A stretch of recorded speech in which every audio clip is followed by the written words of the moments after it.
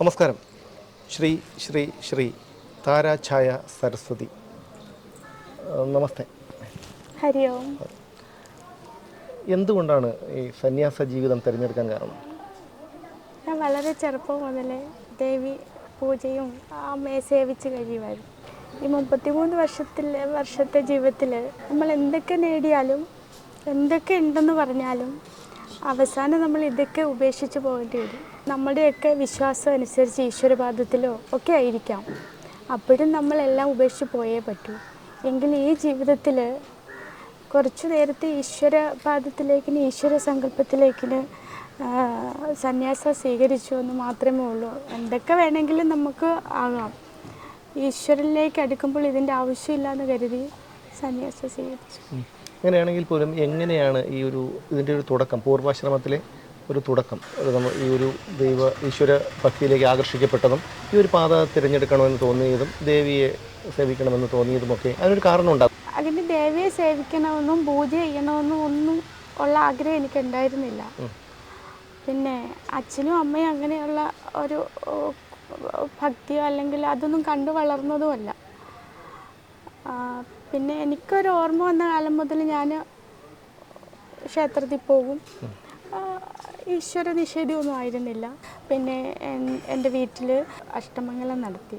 അപ്പോൾ ആലയം പണിതേ പറ്റുമെന്ന് പറഞ്ഞു. അങ്ങനെയാണ് പിന്നെ ഒരാലയം അന്നത്തെ നമ്മുടെ ആ ഒരു കഴിവനുസരിച്ച് ചെറിയൊരു ക്ഷേത്രം തീർത്ത്, അപ്പോൾ അങ്ങനെ ഒരമ്പലം തീർത്തിരുത്തിയായിരുന്നു. അപ്പം അന്ന് ആ ഒരു ക്ഷേത്രത്തിന് അങ്ങനെ ഭൂമി കിട്ടി. അങ്ങനെ അവിടുത്തെ കുട്ടിക്ക് സുഖമായി. അങ്ങനെയൊക്കെ ക്ഷേത്രം അവർ മണ്ണ് വന്നു. അങ്ങനെ ക്ഷേത്രം തീർന്നു. അവിടെ പിന്നെ അപ്പോൾ എനിക്ക് പൂജാകാര്യങ്ങളൊന്നും അറിയില്ല. തിരുവനന്തപുരത്തൊരു ഒരു വലിയൊരു താന്ത്രികം പഠിപ്പിക്കുന്ന ഒരു തിരുമേനി വന്നായിരുന്നു. അദ്ദേഹം ദേവിയെ പൂജിക്കാൻ വേണ്ടിയുള്ള കാര്യങ്ങളൊക്കെ അന്ന് പറഞ്ഞത്. അന്ന് അത്രയും പ്രായമില്ല, 10-18 വയസ്സേ ഉള്ളൂ. അപ്പോൾ അങ്ങനെ ദേവിയെ പൂജിച്ചു. അങ്ങനെ പിന്നീട് പിന്നെ പൂജാകാര്യങ്ങളും പിന്നെ കുറച്ചൊക്കെ കർമ്മങ്ങളൊക്കെ അവർ പറഞ്ഞു. പിന്നെ അത് കഴിഞ്ഞ് വിവാഹത്തെപ്പറ്റി, പിന്നെ അത് കഴിഞ്ഞ് ഒരു കുട്ടി ഉണ്ടായി. പിന്നെ ഒരു 4-5 വർഷം കുടുംബമായിട്ട് ജീവിച്ചു. അത് കഴിഞ്ഞ് വീണ്ടും സന്യാസത്തിലേക്ക്. ഒരു കുടുംബ ജീവിതം നയിക്കുമ്പോഴും എന്തുകൊണ്ടാണ് സന്യാസ ജീവിതം നമ്മുടെ ഉള്ളിൽ നിന്ന് ആരോ വിളിച്ചുകൊണ്ടിരുന്നത്? അതുകൊണ്ടാണോ? എനിക്കൊരു ഇങ്ങനെയൊക്കെ ആയിക്കഴിഞ്ഞാൽ എനിക്ക് കല്യാണം കഴിക്കാൻ ആഗ്രഹം ഉണ്ടായിരുന്നില്ല. പിന്നെ കല്യാണം കഴിച്ചു. പിന്നെ അത് കഴിഞ്ഞതിന് ശേഷം 4-5 വർഷം കുടുംബജീവിതം നയിച്ചു. പിന്നെ വീണ്ടും ദേവിയുടെ കാര്യങ്ങൾ നോക്കി അമ്മയെ പൂജിച്ച് ഇങ്ങനെ കഴിയുമായിരുന്നു. അപ്പോൾ സന്യാസം എന്ന് പറയുന്നത് എനിക്ക് ഇങ്ങനെയാണെന്ന് അറിഞ്ഞു കഴിഞ്ഞതിന് ശേഷം പൂജാകർമ്മങ്ങൾ ഇതൊക്കെ എനിക്ക് വലിയ താല്പര്യവും കാര്യങ്ങളൊക്കെ ഞാൻ അങ്ങനെ. പിന്നെ ഇങ്ങനെ ഒരു കാര്യം തിരഞ്ഞെടുക്കാനോ ഇങ്ങനെ ഒരു കാര്യം പറയാനോ ഇപ്പോൾ നമുക്കിപ്പോൾ ആരെയും ഇങ്ങനെ ലോകത്തിലെ എല്ലാ ഭക്തരെയോ അല്ലെ ജനങ്ങളെയോ ഒന്നും വിശ്വസിപ്പിക്കേണ്ട കാര്യം ഞാൻ ആഗ്രഹിക്കുന്നില്ല. അപ്പോൾ അവിടെ ഇങ്ങനെ നിന്നപ്പോൾ എനിക്കിങ്ങനെ ഒരു പകലൊരു 3:30 ആയി കാണുമായിരിക്കും. അപ്പോൾ ആ സമയത്ത് ഇങ്ങനെ ഒരു ആ മുറിക്കലിൽ വെച്ച് അങ്ങനെ ഒരു ദർശനം ഉണ്ടായി. ദേവി ദർശനം. അത് ദേവിയാണ് അല്ലെങ്കിൽ ദേവനാണോ ഒന്നും പറഞ്ഞിട്ടില്ല. അപ്പം ആ കണ്ട രൂപം ഞാൻ ജീവനോടെ ഉണ്ട് 2 സ്ഥലത്തുനിന്നാണ് പറഞ്ഞത്. ആ വാക്കുകളൊക്കെ ഇന്നും എനിക്ക് ബോധത്തോട് ഓർമ്മയുണ്ട്. പക്ഷെ അപ്പോൾ എനിക്കിതൊന്നും അറിയില്ല. ഞാനപ്പോൾ നമ്മളതങ്ങ് വിട്ടുപോയി. ആ സ്ഥലപ്പേരൊന്നും ഓർമ്മയില്ല. അപ്പം അന്നും അത് കഴിഞ്ഞ് എന്നെ എവിടെയൊക്കെ ഈ അസുഖം മാറ്റാൻ കൊണ്ടുപോയിട്ടുണ്ടായിരുന്നു. അപ്പം അങ്ങനെയൊക്കെ ഞാൻ കണ്ട രൂപം പിന്നെ ഞാൻ എൻ്റെ കണ്ണുകൊണ്ടാണല്ലോ കണ്ടത്. അല്ല എന്നെ ആരോടും പറയുകയോ പഠിപ്പിക്കാൻ ദൈവം ഉണ്ടോ ഈശ്വരനുണ്ടോ ഒന്നും നമുക്ക് അറിയത്തില്ലല്ലോ. ചുറ്റും വലിയൊരു കുറേ ധൂമങ്ങൾ കത്തിച്ച് അതിനുള്ളിൽ നിൽക്കുന്നതായിട്ടാണ് കണ്ടത്, ഈ പുകയ്ക്കകത്ത്. അപ്പോൾ പിന്നെ ഞാൻ അങ്ങനെ ഇതായിക്കഴിഞ്ഞപ്പോൾ എല്ലാവരും കളിയാക്കുകയും പരിഹാസമൊക്കെ ഉണ്ടായി. ഒരുപാട് മോശമായിട്ടൊക്കെ ആക്ഷേപം ഉണ്ടായി. അപ്പോഴും നമുക്കും മാനസികമായിട്ട് വിഷമം ഉണ്ടാകും. എങ്ങനെ എന്നെ തരണം ചെയ്തു? അപ്പോഴൊക്കെ ഞാൻ എൻ്റെ പ്രായത്തിൽ ഒരു കുട്ടി അത് അനുഭവിക്കാൻ ഇഷ്ടപ്പെടത്തില്ല, അത്രയും വേദന ഉണ്ടായി. പക്ഷേ ഞാൻ തരണം ചെയ്തത് എന്താണെന്ന് ചോദിച്ചാൽ അന്ന് എൻ്റെ വിദ്യാഭ്യാസം, എൻ്റെ വീട്ടിൽ ഒക്കെ നമ്മളെല്ലാം ഉപേക്ഷിക്കേണ്ട സന്യാസം അല്ല, അന്നത്തെ കാലത്ത് സന്യാസം അല്ലല്ലോ. അപ്പം നമ്മൾക്ക് ഇങ്ങനെ കണ്ടപ്പോൾ എനിക്ക് അമ്മയോടോ അച്ഛനോടോ ആരോടോ അപ്പോൾ നമ്മൾ ആരോടെങ്കിലും പറഞ്ഞാൽ പറയും വട്ടാഭ്രാന്ത് അങ്ങനെയൊക്കെ പറയത്തുള്ളൂ. അപ്പം അങ്ങനെ തന്നെ അങ്ങനെയൊക്കെ കേട്ടോണ്ടിരിക്കുകയാണല്ലോ. അപ്പം ഞാൻ ഒന്ന് മാത്രം വിശ്വസിച്ചു, എൻ്റെ കണ്ണിനെ. എനിക്കറിയാം ഈശ്വരനുണ്ട്, അല്ലെ നീ ഭക്തനാകൂ, ഇങ്ങനെയൊന്നും എനിക്ക് പറയാൻ തോന്നിയില്ല. സന്യാസത്തിൽ ഒരു വ്യക്തി സന്യാസ ജീവിതം നയിക്കുക എന്ന് പറയുന്നതിൽ അവരുടെ ഒരു ആത്മസമർപ്പണമാണ് സന്യാസം എന്നാണ് ഞാൻ കരുതുന്നത്. ഇപ്പോൾ ഒരാളിനെ നമ്മൾ ഉദ്ധരിച്ച് സന്യാസിയാക്കാൻ സാധിക്കത്തില്ല. അവർക്ക് സ്വയം കള്ളനോ കൊലയാളിക്കോ പിടിച്ചുപറിക്കാരനോ ഏത് വ്യക്തിക്കും മാനസാന്തരം വരുമ്പോൾ അവർക്ക് സന്യാസിയാകാം. വാൽമീകി എത്രയോ ദുഷ്ടനായ ഒരു കഥാപാത്രമായിരുന്നു. അദ്ദേഹത്തിന് ഉത്ബോധം വന്നപ്പോൾ അദ്ദേഹം ഈശ്വരനെ മനസ്സിലാക്കി. അപ്പോൾ അദ്ദേഹം ഈശ്വരൻ്റെ വഴിയിലേക്ക് പോയി. പിന്നീട് അദ്ദേഹം നമ്മുടെ വരും തലമുറകൾക്കൊക്കെ മഹത്തായ അറിവുകൾ അദ്ദേഹം രചിക്കപ്പെട്ടു. അതിലൂടെ എത്രയോ ആൾക്കാർക്ക് എത്രയോ തിരിച്ചറിവുകൾ ഉണ്ടാകാൻ തക്ക കാര്യങ്ങളാണ് അദ്ദേഹം ഈ ലോകത്തിന് സമ്മാനിച്ചത്. അദ്ദേഹം മുമ്പ് ദുഷ്ടനായിരുന്നു, കള്ളനായിരുന്നു, കള്ളക്കാരനായിരുന്നു എന്ന് പറഞ്ഞിട്ട് കാര്യമില്ല. അദ്ദേഹത്തിന് ഒരു സമയം അദ്ദേഹത്തിന് തോന്നിയ ഒരു മാനസാന്തരമാണ് അദ്ദേഹം അതിലേക്ക് പോയത്. അപ്പോൾ അങ്ങനെ ഓരോരുത്തർക്കും ഓരോ സന്ദർഭത്തിൽ ഒരു മാനസാന്തരം ഉണ്ടാകുമ്പോഴാണ്, അല്ലെങ്കിൽ ഒരു ഉൾവിളി, ബുദ്ധൻ. അപ്പോൾ അങ്ങനെ ഓരോരുത്തർക്കും തോന്നുന്ന ആ ഒരു അവസ്ഥയിലാണ് അവർ സന്യാസം. അല്ലാതെ ഒരു വ്യക്തിയോട് നമ്മൾ സന്യാസം സ്വീകരിക്കല്ലേ, നീ ഈശ്വരനെ മനസ്സിലാക്കുക എന്ന് പറഞ്ഞാൽ അവരത് ഉൾക്കൊള്ളണമെന്നില്ല. ഇപ്പം മത്സ്യം കഴിക്കുന്നു, പച്ചക്കറി കഴിക്കുന്നു, ഇത് രണ്ടും രണ്ട് രീതിയിലാണ്. അപ്പം മത്സ്യം കഴിക്കുന്ന ഒരാളിനോട് നീ കഴിക്കരുത്, അപ്പം നീ മത്സ്യം കഴിക്കുന്ന ഇത് മത്സ്യമാണേ അല്ലെങ്കിൽ മാംസമാണേ എന്ന് പറയുമ്പം ആ കഴിച്ചിരിക്കുന്ന ആളിന് അതിൻ്റെ രുചി അറിയാം, അദ്ദേഹം അത് കഴിക്കും. ഒരിക്കലും കഴിക്കില്ല, നീ കഴിക്കുക വേണ്ട അത് എന്ന് പറഞ്ഞ് നമ്മൾ മുഖം തിരിക്കുമ്പോഴും പച്ചക്കറി കഴിക്കുന്ന ആൾക്ക് അത് ഇഷ്ടമല്ല. പക്ഷേ പച്ചക്കറി കഴിക്കുന്ന ആളിനോട് മാംസം കഴിക്കാൻ പറഞ്ഞാൽ അദ്ദേഹം കഴിക്കില്ല, അദ്ദേഹം പച്ചക്കറി തന്നെ കഴിക്കും. പക്ഷേ ഈ മത്സ്യവും മാംസവും കഴിക്കുന്നവർക്ക് അതിൻ്റെ രുചി അറിയാം. അവരെത്ര ആക്ഷേപിച്ചാലും എത്ര പരിഹസിച്ചാലും അവരെ മോശക്കാരായി ചിത്രീകരിച്ചാലും അവർ ഭക്ഷണം കഴിക്കുമ്പോൾ കിട്ടുമ്പോഴൊക്കെ മത്സ്യവും മാംസവും കഴിച്ചിരിക്കും. അപ്പം ആത്മീയത്തിൻ്റെ ഈശ്വരൻ്റെ വാത്സല്യം അല്ലെ ഈശ്വരൻ്റെ ആ ഒരു അനുഭൂതി അറിയുന്ന കുട്ടികൾ ആരൊക്കെ എന്തൊക്കെ പറഞ്ഞ് പരിഹസിച്ചാലും അവർ ഈശ്വരനെ ഭജിക്കുക തന്നെ ചെയ്യും. അവർ ആ ഈശ്വരൻ്റെ അനുഭൂതി അറിഞ്ഞവരാണ്. അവർക്ക് മറ്റാരുടെ ഒരു സർട്ടിഫിക്കറ്റ് ആവശ്യമില്ല. ശ്രീ ചിന്മയാനന്ദ സരസ്വതി സ്വാമികളാണ് ദീക്ഷ തന്നത്. അത് പ്രയാഗ്രാജിൽ നടന്ന മഹാകുംഭമേളയിൽ അവിടെ വെച്ചാണ് അദ്ദേഹം എനിക്ക് ദീക്ഷ നൽകിയത്. ഈ പ്രയാഗ്രാജിലെ ഈ കുംഭമേളയിൽ പങ്കെടുക്കുന്നത് തന്നെ വലിയൊരു ഭാഗ്യമാണ്. അമ്മ കുംഭമേളയിൽ പങ്കെടുത്തു എന്ന് മാത്രമല്ല സന്യാസ ദീക്ഷ സ്വീകരിക്കാനുള്ളൊരു ഭാഗ്യവും ഉണ്ടായി ആ കുംഭമേളയിൽ വെച്ച്. എന്ത് തോന്നി ഈ കുംഭമേളയെക്കുറിച്ച്, അവിടുത്തെ അനുഭവങ്ങളും ഒരു ദീക്ഷ സ്വീകരിച്ചു? അപ്പോൾ അതെല്ലാവർക്കും കിട്ടുന്നൊരു ഭാഗ്യമല്ല. അതവിടെ സ്വാമി സംസാരിച്ചു. ഞാൻ ഈ ഒരു അരുവാപ്പുലം എന്ന് പറഞ്ഞ ഒരു നാട്ടിൽ മാത്രം ഇങ്ങനെ ജനിച്ച് ഇവിടെ മാത്രം വളർന്ന ഒരു വ്യക്തിയാണ്. അപ്പോൾ ഈ സ്വാമിമാരെ സന്യാസിമാരെ പറ്റിയൊക്കെ ഇപ്പോൾ ഈ വന്ന കാലത്ത് ആക്ഷേപവും പരിഹാസവും ഒക്കെ പറയുമ്പോഴും നമ്മൾക്ക് ഇതിനെപ്പറ്റി ഒന്നും ഒരു തിരിച്ചറിവുമില്ല. നമുക്കിപ്പോൾ ഞാൻ സ്വാമിയാണ് സന്യാസിയാണ് അങ്ങനെ ഇങ്ങനെയൊന്നും പറഞ്ഞ് ആരെയും ബോധ്യപ്പെടുത്തി അവരുടെ ഒന്നും ഒരു നമുക്കൊന്നും ഈശ്വരനെ മാത്രം ഭജിക്കുന്നവർക്ക് ഇവരുടെ ആരെയും സർട്ടിഫിക്കറ്റിൻ്റെ ആവശ്യമില്ല. അപ്പോൾ ശരിക്കും പറഞ്ഞാൽ ഞാൻ ഈ പ്രയാഗ്രാജ് ചെന്നപ്പോൾ കുറേ ബുദ്ധിമുട്ട് അനുഭവിച്ചു. അവിടെ ചെന്നപ്പോൾ ലക്ഷം എന്ന് പറയാൻ പറ്റില്ല, കോടിക്കണക്കിന് ആളുകൾ ഇങ്ങനെ രാവും പകലും ഒരേപോലെ വന്നു പോയിക്കൊണ്ടേ നിൽക്കുകയാണ്. അവിടെ ഞാൻ ചെന്നപ്പോഴാണ് സന്യാസവും സ്വാമിമാരും അതുപോലെ സർവ്വതും ത്യജിച്ചിട്ട് ഈശ്വര ചിന്തയിലൂടെ ഇപ്പോൾ അവിടേക്ക് പോകുമ്പോൾ കുറേ ആൾക്കാരിങ്ങനെ ഈശ്വരനാമം ജപിച്ചുകൊണ്ട് അവിടേക്ക് വരുന്നുണ്ട്. ആ തീർത്ഥത്തിലൊന്ന് മുങ്ങാനാണ്. പക്ഷെ ഓരോരുത്തരും ജോലിയും വീടും കുടുംബവും ഒക്കെ കളഞ്ഞിട്ട് എല്ലാവരും ദിവസങ്ങളും ആഴ്ചകളും ഇതിനു വേണ്ടി അവിടേക്ക് യാത്രയാണ്. അപ്പോൾ അത് കണ്ടപ്പോൾ എനിക്ക് മനസ്സിലായി, നമുക്ക് എന്തൊക്കെ ഉണ്ടായിരുന്നാലും അതിനപ്പുറമാണ് ഈശ്വരൻ. ചിലരുടെ മനസ്സിൽ ഈശ്വരന് മറ്റൊന്നിനും ആഗ്രഹിക്കുന്നില്ല അവർ. മുൻകാലങ്ങളിൽ നിന്നും വളരെ വ്യത്യസ്തമായി ലോകം ഇന്ന് വളരെ അപകടകരമായിട്ടുള്ളൊരവസ്ഥയിലൂടെയാണ് കടന്നു പോകുന്നത്. യുദ്ധങ്ങളൊക്കെ നമ്മൾ പുരാണങ്ങളിൽ കണ്ടുവരുന്ന കാര്യങ്ങളാണ്. അതിപ്പോൾ വീണ്ടും ആവർത്തിച്ചുകൊണ്ടേയിരിക്കുന്നു. ഇസ്രായേൽ പലസ്തീൻ യുദ്ധം തന്നെ കണ്ടില്ല, എത്രയോ പേർ മരണപ്പെട്ടു. അതുപോലെ തന്നെയാണ് കുറ്റകൃത്യങ്ങളുടെ തോത് വർദ്ധിക്കുന്നു, ക്രൂരതിൻ്റെ തീവ്രത വർദ്ധിക്കുന്നു. എങ്ങോട്ടാണ് നമ്മുടെ ഈ പോക്ക്? എല്ലാവർക്കും ഓരോരോ കാര്യങ്ങൾ അതിന് പറയാനുണ്ടാകും. എൻ്റെ കാര്യം എൻ്റെതായ ഒരഭിപ്രായം മാത്രം പറയാം. അതിപ്പം എല്ലാവരും അത് അംഗീകരിക്കണമെന്നില്ല. ഇപ്പോൾ നോക്കുമ്പോൾ ശരിക്കും പറഞ്ഞാൽ നമ്മളിപ്പോൾ എന്താ പറയുക, ഒരു കുടുംബത്തെ അച്ഛനുണ്ട്, അമ്മയുണ്ട്, സഹോദരങ്ങളുണ്ട്, കൈക്കുഞ്ഞുങ്ങളുണ്ട്, പലരുമുണ്ട്. അപ്പോൾ ഒരു അച്ഛനും അമ്മയും ഒരു കുഞ്ഞിന് ജന്മം നൽകുമ്പോൾ ഇപ്പോഴത്തെ ഈ കലികാലത്തിൽ അവരറിയുന്നില്ല എൻ്റെ കാലനാണ് ഞാൻ ജന്മം കൊടുക്കുന്നതെന്ന്. കാരണം ഒരു അച്ഛൻ ഒരു മകനെ ജന്മം കൊടുത്ത അമ്മ അതിനെ പ്രസവിച്ച് വളർത്തിക്കൊണ്ട് വരുമ്പോൾ ആ അത്രയും സ്നേഹത്തോടെ അത്രയും ലാളനയോടെ ഒരു കുഞ്ഞു വളർന്നു വരുന്നണമെങ്കിൽ അത് കുറച്ചൊക്കെ വളർന്നതിന് ശേഷം അതിന് ഒരപകടം ഉണ്ടാകാതെ അത് സ്വയം ജീവിക്കാൻ പറ്റൂ.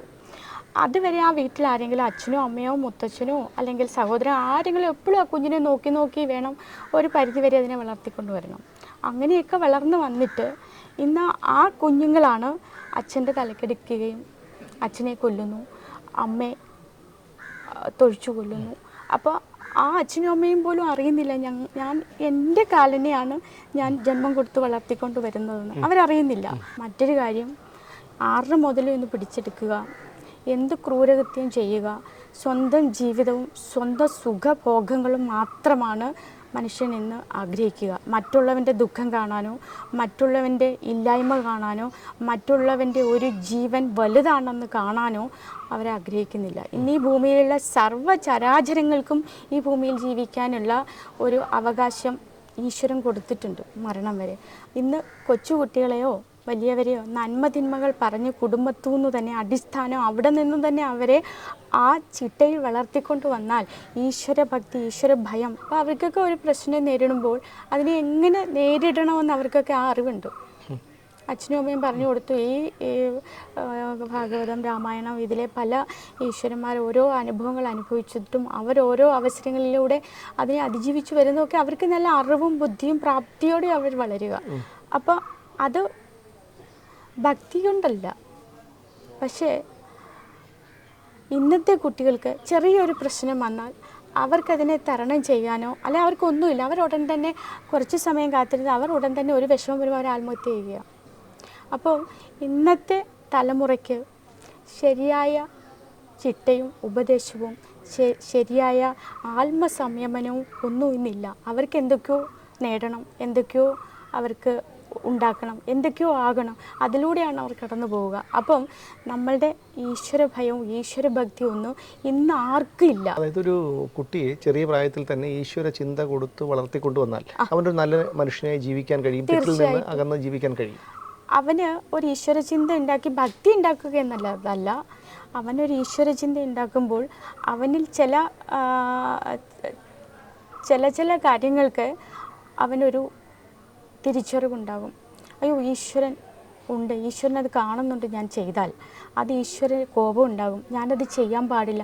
ഇപ്പം വെറുതെ ഇരിക്കുന്ന കുട്ടികളാണ് ഈശ്വരഭജനവും ജപിച്ച് വീട്ടിലെ കാര്യങ്ങൾ നോക്കി അച്ഛനമ്മയും നല്ല ചിന്തകളും നല്ല ശീലങ്ങളും ഒക്കെ പറഞ്ഞ് അവരെ ഒരു ചിട്ടയോട് വളർത്തിക്കൊണ്ട് വരികയാണെങ്കിൽ ആ കുട്ടികൾ വളർന്നു വരുമ്പോൾ ആ അച്ചടക്കവും ആ ചിട്ടയിലൂടെ ആയിരിക്കും വളർന്നു വരിക, അല്ലേ?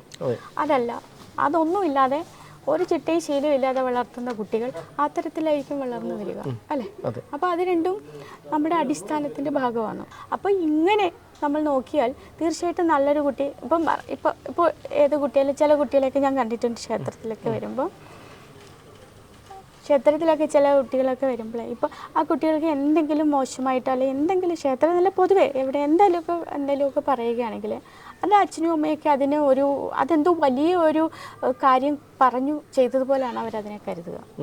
പക്ഷെ ആ കുട്ടി പറഞ്ഞത് തെറ്റാണെങ്കിൽ ഇനി പറയരുത് എന്ന് പറഞ്ഞ് വിലക്കാൻ അവർക്ക് തയ്യാറല്ല. അപ്പോൾ ആ കുട്ടിയെ വേദനിപ്പിക്കാൻ, ആ കുട്ടിയെ ശാസിക്കാൻ അവർ ഒരുക്കുമല്ല. അപ്പോൾ ഒരു കുട്ടി എന്തെങ്കിലും പറഞ്ഞ് ഇപ്പോൾ ഇന്ന് അച്ഛനും അമ്മയും അപ്പൂപ്പന്മാരെയൊക്കെ എന്തെങ്കിലുമൊക്കെ പറഞ്ഞാലും അച്ഛനമ്മമാരത് ശ്രദ്ധിക്കാറില്ല. അപ്പോൾ അച്ഛനും അമ്മയും എന്തെങ്കിലും പറയുമ്പോൾ തന്നെ പറയാൻ പാടില്ല എൻ്റെ അച്ഛനാണ്, അച്ഛനെ ബഹുമാനിക്കണം എന്ന് പറഞ്ഞ് നമസ്കരിക്കണം. ആ ചിട്ടയിലൂടെ വളർന്നു വരുന്ന ഒരു കുട്ടിയാണെങ്കിൽ അവൻ തീർച്ചയായിട്ടും ഗുരുവിനെ ഭയക്കണം, ഗുരുവിനെ വണങ്ങണം എന്ന് പറഞ്ഞ് വളർത്തിക്കൊണ്ട് വരികയാണെങ്കിൽ അത് ഗുരുവാണ്, അല്ലെ അച്ഛൻ്റെ ജ്യേഷ്ഠനാണ്, ഇത് നിൻ്റെ ചേട്ടനാണ് എന്നൊക്കെ പറഞ്ഞ് വളർത്തിക്കൊണ്ട് വരുന്ന കുട്ടിക്ക് വളർന്നു വന്നാലും ആ ഒരു ഭക്തിയും ബഹുമാനവും ഉള്ളിലുണ്ട്. അവൻ പുറത്തുള്ളവരോടും ആ ഒരു രീതിയിലേക്ക് കരുതും. അച്ഛനോടും വല്യച്ഛനോടും അമ്മൂമ്മയോടും ഒക്കെ അവൻ്റെ സ്നേഹവും ബഹുമാനവും കാണിച്ചിരിക്കും. അപ്പോൾ അതൊന്നുമില്ല, നമ്മുടെ മുമ്പിൽ എന്തെങ്കിലുമൊക്കെ അച്ഛനെയും അമ്മയൊക്കെ പറയുകയാണെങ്കിൽ നമ്മളതൊക്കെ കണ്ടില്ല എന്ന് നടിച്ചാൽ നാളെ അതിൻ്റെ ആക്കം കുറച്ചുകൂടെ കൂടുകയുള്ളൂ. ഇനിയെങ്കിലും വളർന്നു വരുന്ന തലമുറയ്ക്ക് ഇനിയുള്ള അച്ഛനമ്മമാർ ഇനിയുള്ള കുട്ടികളെങ്കിലും അതേ രീതിയാണെങ്കിൽ നാളെ ഒരുപക്ഷെ നമുക്ക് കുറച്ച് നല്ലൊരു തലമുറ. പക്ഷേ എങ്കിലും ഈ സുഖഭോഗങ്ങൾ ഇങ്ങനെയൊക്കെ ഉള്ള കാര്യങ്ങളിലെല്ലാം ലയിച്ച് കുട്ടികൾ നടക്കുന്നത് കൊണ്ട് ഒരിക്കലും ഇതിലേക്ക് പോകില്ല. ഇപ്പൊ ഈശ്വരനെന്ന് പറഞ്ഞാൽ ഈശ്വരനൊന്നിക്ക് വട്ടാതള്ളയെന്ന് പറഞ്ഞു. ഭക്തി ഒരു മനുഷ്യന്റെ അന്തരംഗത്തിൽ ഉണ്ടാകുന്നു, അത് നമുക്ക് പീഡികയെന്ന് വാങ്ങിക്കാൻ പറ്റില്ല. ഭക്തി ഒരിക്കലും വാങ്ങിക്കാൻ പറ്റില്ല. പിന്നെ സ്നേഹം അതും അന്തരംഗത്തിൽ നിന്നുണ്ടാകണം. അപ്പം സ്നേഹവും വാങ്ങിക്കാൻ പറ്റില്ല. 10 കിലോ സ്നേഹം തരാൻ പറഞ്ഞു കടയിൽ ചെന്ന് തൂക്കി വാങ്ങിക്കാൻ പറ്റില്ല. 10 കിലോ സ്നേഹം എന്താന്ന് പറഞ്ഞു ഭക്തി തരാനും പറഞ്ഞ് വാങ്ങിക്കാൻ പറ്റില്ല. ഇത് രണ്ടും വിളക്ക് കത്തിക്കും മക്കളെ എന്ന് അച്ഛനും അമ്മയും പറഞ്ഞ് വഴക്ക് പറയും. 10 ദിവസം കത്തിക്കും. 11ാമത്തെ ദിവസം അച്ഛനും അമ്മയും വഴക്ക് പറയാൻ അവിടെ ഇല്ലെങ്കിൽ ആ കുട്ടി കത്തിക്കില്ല. പക്ഷെ സ്വയം ഒരു മനുഷ്യൻ്റെ ഉള്ളിൽ ഭക്തി ഉണ്ടെങ്കിൽ അവൻ ആരും പറഞ്ഞില്ലെങ്കിൽ ആ സമയത്ത് അവൻ വിളക്ക് കത്തിച്ച് ഈശ്വര ഭജന നടത്തിയിരിക്കും. അപ്പോൾ അത് തമ്മിലുള്ള അന്തരം, അത് അന്തരംഗത്തിൽ നിന്നുണ്ടെങ്കിൽ മാത്രമേ അവനത് ശാശ്വതമായി നിലനിൽക്കൂ. അതല്ലാതെ ഒരാളിനെ അടിച്ചേൽപ്പിച്ച് ഭക്തിയും ഒരാളിൻ്റെ നിന്ന് പിടിച്ചു പറിച്ച് നേടാൻ സ്നേഹവും ഒരിക്കലും ശാശ്വതമല്ല, അത് കിട്ടില്ല. അപ്പോൾ അതിൻ്റെ കുറവ്, സ്നേഹമില്ലായ്മയുടെ കുറവ് ഒരുപാട് അനുഭവിക്കുന്നുണ്ട്. അപ്പോൾ പല കുട്ടികൾക്ക് സ്നേഹം കിട്ടുന്നില്ല. അപ്പോൾ അത് ആ സ്നേഹത്തിൻ്റെ വഴികളിലൂടെ പോകുമ്പോൾ കുടുംബം പലതരത്തിൽ ചിന്നഭിന്നമാകുന്നു. ഭക്തി പ്രാന്തം ഉണ്ടാകണമെന്നല്ല ഞാൻ പറയുന്നത്, മിതമായ ഭക്തിയൊന്നുമല്ല. നന്മതിന്മകൾ അറിഞ്ഞ് ഈശ്വരനെ ഭയന്ന് മാതാപിതാക്കൾക്കും ഗുരുക്കന്മാരെയും ഇന്ന് വിദ്യാഭ്യാസം അടുത്ത കുട്ടികളൊക്കെ ഗുരുക്കന്മാരുടെ തോളത്ത് കൈയിട്ടുകൊണ്ടാണ് അവർ മദ്യം കഴിക്കുന്നതെന്നൊക്കെ പറയുന്നത് കേട്ടപ്പോൾ എനിക്കും കൂടെ അതിശയം ഉണ്ടായിട്ടുണ്ട്. അവർ ടൂറിനൊക്കെ പോകുമ്പോൾ. അപ്പോൾ അന്ന് ഗുരുക്കന്മാർ വരുന്ന പറഞ്ഞാൽ എല്ലാവരും വരച്ച് മാറി നിൽക്കും. അപ്പോൾ അന്നത്തെ ആ ഒരു കാലം കഴിഞ്ഞു. അപ്പോൾ ഇന്ന് തിരിച്ചു വേറൊരവസ്ഥയിലേക്ക്. ഇതിൻ്റെയൊക്കെ തെറ്റെവിടെയാണ്? ആ അധ്യാപകൻ്റെ കയ്യിൽ തന്നെയാണ് തീർച്ചയായിട്ടും, അല്ലേ? അപ്പോൾ കുട്ടികളെ ഇരുത്തേണ്ടടുത്തിരുത്തി കുറേയൊക്കെ ആ ഒരു അവസ്ഥയിൽ ഉണ്ടായിരുന്നുവെങ്കിൽ കുറേയൊക്കെ നിയന്ത്രിക്കാൻ പറ്റും. അപ്പോൾ അതൊക്കെ എവിടെയൊക്കെ താളം തെറ്റിയ എല്ലാം അവരവർ തന്നെ വരുത്തി വെച്ചിരിക്കുന്നതാണ്. ഇന്ന് കുട്ടികളെ ഒന്നും ഒരു കുറ്റവും പറഞ്ഞിട്ട് കാര്യമില്ല. തിരുത്തേണ്ടത് നമ്മൾ തന്നെയാണ്, അല്ലേ? തീർച്ചയായിട്ടും. ഒരു കാര്യം കൂടി ചോദിച്ച് അവസാനിപ്പിക്കാം. അതായത് ഒരുപാട് പേർ ഇപ്പോൾ ആത്മീയതയുടെ പാതയിലേക്ക് വരാൻ ആഗ്രഹിക്കുന്നുണ്ട്. കാരണം നമ്മളൊക്കെ ഈ മേഖലയിൽ പ്രവർത്തിക്കുന്നത് കൊണ്ട് അവരുടെ പല അനുഭവങ്ങളും വിഷമങ്ങളും ഒക്കെ പറഞ്ഞുകൊണ്ട് ഞങ്ങളെ വിളിക്കാറുണ്ട്. അപ്പോൾ അതിൽ നിന്ന് മനസ്സിലാക്കാൻ കഴിഞ്ഞിട്ടുള്ളത് കൂടുതലും സ്ത്രീകളാണ്. അവരൊക്കെ ഈ ആത്മീയ പാതയിലേക്ക് വരാൻ താല്പര്യപ്പെടുന്നുണ്ട്. അവരോട് എന്താണ് പറയാനുള്ളത്? ആദ്യകാലം എനിക്കിങ്ങനെ കിട്ടിയപ്പോൾ സന്യാസം എൻ്റെ കൂടെ ശിഷ്ടം കഴിയാം എന്ന് പറഞ്ഞ് കുറച്ച് ആൾക്കാർ വന്നിട്ടുണ്ടായിരുന്നു. ആൺകുട്ടികളും ഒരു പൂജാരി പയ്യനും അതുപോലെ കുറച്ച് പ്രായമുള്ള ഒരാളും ഒരു അമ്മയൊക്കെ. അപ്പോൾ എനിക്കതിനുള്ള സൗകര്യമൊന്നും കൂടിയില്ല. അവരൊക്കെ ഇങ്ങനെ ഒരു തീരുമാനം എടുക്കുന്നുണ്ടെങ്കിൽ ഇപ്പോൾ ആത്മീയതയിലേക്ക് വരാൻ, ഇപ്പം ഞാൻ എല്ലാവരെയും അല്ല ഉദ്ദേശിക്കുന്നത്, ചില ആൾക്കാർ അവർക്ക് വിവാഹം കഴിക്കാനും ജീവിക്കാനും പിന്നെ കുറേ ആഗ്രഹങ്ങളൊക്കെ ഉള്ളവരുണ്ട്. ഓരോരുത്തർക്കും ഓരോ ആഗ്രഹങ്ങളാണ്. ഈ ആഗ്രഹങ്ങളൊക്കെ അവർ പരമാവധി ശ്രമിച്ചിട്ട് നടക്കുന്നില്ല എന്ന് കണ്ടിട്ട് ചിലർക്ക് മാനസികമായി ദുഃഖമുണ്ടായി, ചിലർക്ക് കുടുംബത്തു നിന്നും ദുഃഖമുണ്ടായി, ചിലപ്പോൾ സർവ്വ സ്വത്തുക്കളും നഷ്ടപ്പെട്ട്, ചിലർക്ക് സ്വന്തം ഭർത്താവോ അല്ലെ ഭാര്യയോ ഒക്കെ അവരെ ചതിച്ച്, അല്ലെങ്കിൽ ഇങ്ങനെ ഏതെങ്കിലും ഒക്കെ തരത്തിൽ അവർ ആഗ്രഹിച്ചതും അവർ ആർക്കൊക്കെയോ വേണ്ടി ജീവിച്ചിട്ടും അവരൊന്നുമല്ല എന്നുള്ള തോന്നൽ വന്നു കഴിയുമ്പോൾ ഈ സമൂഹത്തിൽ ഇത്രയേ ഉള്ളൂ, ചതിയോ വഞ്ചനയോ അല്ലെ ജീവിതത്തിൽ സർവ്വതും അനുഭവിക്കുമ്പോൾ അവർക്ക് ജീവിതം വെറുത്തു. പിന്നീട് അവർക്ക് തോന്നുന്നത് എന്തിനാണ് ഇതൊക്കെ, ഈശ്വരനിലേക്ക് പോകാം, ഈശ്വരൻ എന്നും ശാശ്വതമാണ് എന്ന് തോന്നുമ്പോൾ ചിലർ ആത്മീയത്തിലേക്ക് വരും. ചിലർക്ക് കുടുംബജീവിതത്തിൽ ഒരുപാട് ദുഃഖം, അവർ പിന്നെ സമൂഹത്തിൽ ചില നല്ല സ്ത്രീകൾ എല്ലാം സഹിച്ച് ഈശ്വരനെ ഭജിച്ചുകൊണ്ട് അതൊക്കെ അവർ തരണം ചെയ്തു പോകാൻ പരമാവധി ശ്രമിക്കും. പിന്നെ ചിലർക്ക് എന്താ, ഈ ജീവിതത്തിലെ വിരക്തിയാണ് ഏറ്റവും കൂടുതൽ ആത്മീയത്തിലേക്ക് ആൾക്കാർ ഇറങ്ങുക. ചിലർക്ക് ചുരുക്കം ചിലരിൽ ഭക്തി, നല്ല ഭക്തി ഉണ്ടായിട്ടും സർവ്വതും ത്യജിച്ച് ഈശ്വരനിലേക്ക് വരും. പക്ഷെ കൂടുതൽ ഭാഗവും ജീവിതത്തിലുള്ള വിരക്തി അനുഭവിക്കുമ്പോൾ അവർ ഈശ്വരനിലേക്ക് വരും. ഏത് ഭാഗത്തു നിന്ന് വന്നാലും, ഇപ്പോൾ ഈ ലോകത്തിലെ എവിടെയൊക്കെ മലയുടെ മുകളിൽ അവിടെ ഇവിടെ എവിടെയൊക്കെ ഇങ്ങനെ നീരുറവ ചെറിയ പൊടിഞ്ഞും വലിയ തോടും ഒക്കെ ഉണ്ട്. അതിന് കാലം, ഭേദം, ഭാഷ ഒന്നും നമ്മൾ പറഞ്ഞു കൊടുക്കുന്നില്ല. പക്ഷെ അതൊക്കെ ആരും വഴിവെട്ടി കൊടുക്കുന്നുമില്ല. അതൊക്കെ പോകുന്നത് നേരെ സമുദ്രത്തിലേക്കാണ്. അപ്പോൾ എവിടെയൊക്കെ വെള്ളം ഒഴുക്കുണ്ടെങ്കിലോ എവിടെയൊക്കെ എന്തൊക്കെ ഉണ്ടെങ്കിലും നമുക്ക് അതിനോട് വഴി വെട്ടാനോ പറഞ്ഞു കൊടുക്കാനോ ഭാഷ മനസ്സിലാക്കാനോ ഇന്ന സ്ഥലത്തുനിന്ന് ഇന്നടത്തോട്ട് തിരിയണമെന്നോ ഒരിക്കലും നമുക്ക് അവരോട് പറഞ്ഞു കൊടുക്കാം. അവർ പോകുന്നത്, അവർ വെട്ടിത്തെളിച്ച വഴി അവർ ചെല്ലുമ്പോഴും അവർ ചെല്ലുന്നതൊരു മഹാസമുദ്രത്തിലാണ്. അപ്പോൾ പുഴയിലായാലും ചെറിയ നീരൊഴുക്കിലെ ഏതൊക്കെ തരത്തിൽ, അപ്പോൾ ദുഃഖം അനുഭവിച്ചാലും വിരക്തി ഉണ്ടായാലും നമുക്ക് യഥാർത്ഥ ഭക്തിയിലൂടെ സർവം ത്യജിച്ചിട്ടായാലും എങ്ങനെയായാലും അവർ ഈശ്വരനിലേക്ക് അടുക്കുന്നുവെങ്കിൽ ആ പോക്ക് മഹാസമുദ്രത്തിൽ ചെന്ന് പതിക്കുന്നത്, ജലം പോയി പതിക്കുന്നത് പോലെ ഏതോ ഈശ്വരഭക്തിയും നല്ലതാണെങ്കിലും ഏത് തരത്തിൽ എപ്പോൾ എടുക്കുന്ന തീരുമാനം ആത്മീയത്തിലാണെങ്കിലും നിങ്ങളെടുക്കുന്ന ആ തീരുമാനം ശരിയാണെങ്കിൽ അത് ചെന്ന് ഭവിക്കുന്നത് ഈശ്വരനിലേക്ക് മാത്രമായിരിക്കും. അവിടെ മുതലാണ് നിങ്ങൾക്ക് മോക്ഷം കിട്ടുക. ഇപ്പം നമുക്ക് ഇങ്ങനെയൊക്കെ ഒരു ഭക്തിയുണ്ട്.